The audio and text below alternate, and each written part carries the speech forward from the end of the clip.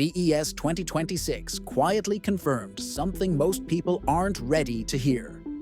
AI is no longer waiting for permission to enter the real world. It is already doing it, and once this transition finishes, entire industries lose the ability to slow it down, regulate it gently, or opt out entirely. This is no longer about smarter software. This is about who controls the physical layer of the economy next, and that control's locking in faster than most people realize. For years, AI progress felt optional. Chatbots, image generators, productivity tools.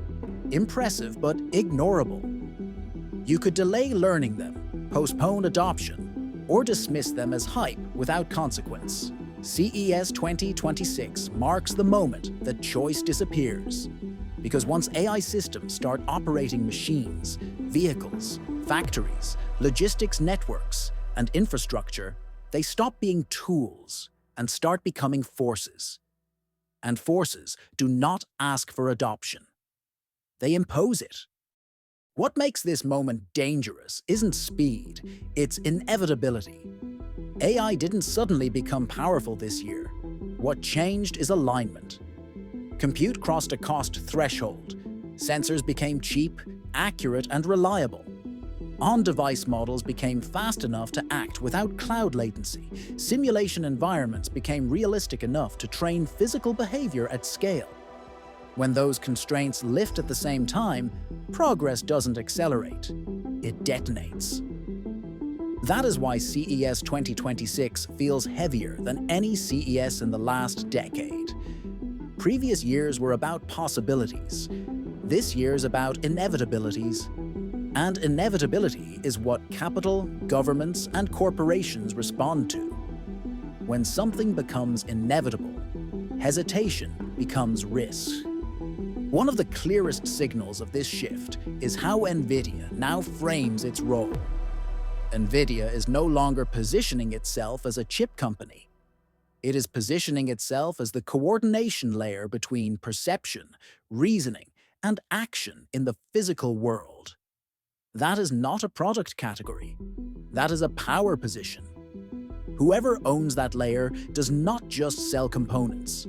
They shape what entire industries are allowed to build. We have seen this pattern before. Operating systems do not win because consumers love them. They win because ecosystems depend on them. Once developers, manufacturers, and institutions standardize on a stack, switching becomes painful, expensive, and slow. Physical AI works the same way. CES 2026 is not about announcements. It is about locking in defaults before anyone notices they are locked in. The most dangerous transition happening here is the shift from digital intelligence to physical agency. Digital AI can advise, summarize, generate, and predict. Physical AI can perceive reality, reason under uncertainty, and act through machines. Once AI gains agency, mistakes stop being bugs and start being liabilities. And yet, companies are deploying anyway, because the economic pressure to automate coordination is overwhelming.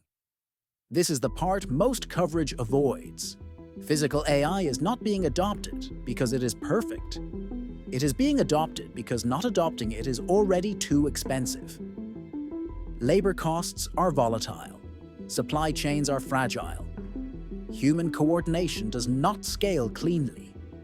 AI systems that can operate continuously, predictively, and consistently are becoming the least bad option.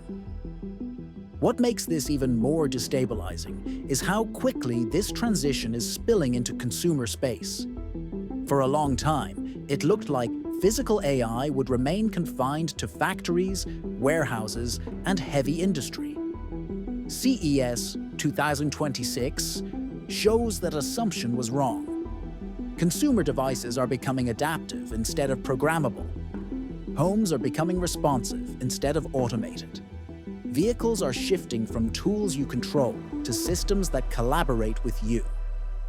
This does not require mass understanding. It requires friction reduction. History is very clear on this point. People do not adopt technology because it is advanced. They adopt it because it quietly removes effort. CES 2026 is full of systems designed to feel invisible until you try to live without them. Another quiet line crossed at CES 2026 is the death of the prototype era. For years, robotics lived in demo videos, controlled environments, perfect lighting, carefully scripted behavior. What is different now is that many of the systems appearing at CES are no longer research experiments. They are production systems, or close enough that remaining problems are engineering, not science. That distinction is fatal to slow-moving incumbents. When technology shifts from unsolved to scalable, investment behavior changes instantly. Standards emerge. Supply chains reorganize. Entire markets appear faster than regulation can react. CES 2026 is not innovation theater.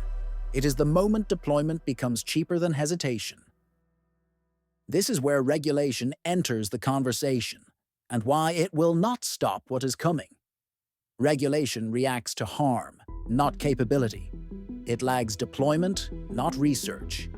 By the time lawmakers fully understand a technology, it is already embedded in infrastructure, contracts, and supply chains. Physical AI is reaching that stage now. Governments can slow edges. They cannot reverse economics. When AI systems demonstrably reduce costs, increase efficiency, and stabilize operations, banning them becomes politically and economically untenable. Regulation will shape how physical AI is deployed, but it will not stop deployment. This is the same pattern we saw with the internet, smartphones, and cloud computing. And once insurance companies begin pricing around AI systems instead of human labor, the transition accelerates. Insurance is one of the strongest signals of permanence in any industry. When risk models adapt, the system is no longer experimental. It is normalized. This is the true point of no return. When physical AI becomes insurable, it becomes default. At that point, opting out is no longer conservative. It is reckless. Thanks for watching.